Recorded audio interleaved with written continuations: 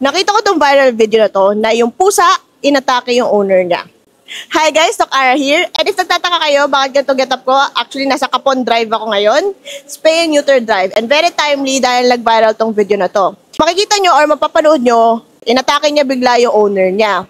Ang sabi sa caption, sabi ng owner, dapat daw ipaspay daw yung pusa niyong lalaki para daw mawala yung ganitong klase aggression.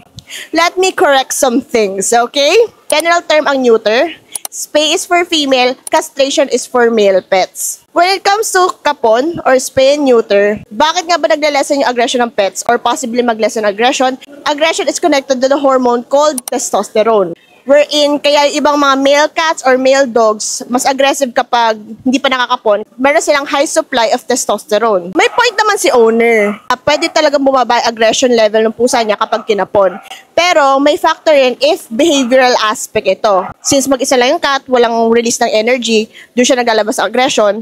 Hindi na kasi natin alam yung full story nung video. Sinabi rin niya sa caption na since frustrated ata gusto ata magbintana or mag-asawa ng pusa, kaya nilalabas niya yung aggression niya through pagkagat sa owner. So pwede rin, kaya ganon, hormonal aspect siya. Better yet, for fur parents out there na plano ipakapon ng mga pets nila or pwede you consider castration para yung hormonal aspect ng aggression, makatulong ito. And pwede rin yung behavioral wherein meron silang mga enrichment activities. Pwede nila ma-release yung extra energy, kasama silang ibang pusa para mabawasan yung ganong klaseng episodes. Huwag natin i-demonize ang mga animals. Minsan kasi misunderstood lang talaga sila, lalo na ang mga cats natin. So with that, if you have other questions, don't forget guys to consult your veterinarian.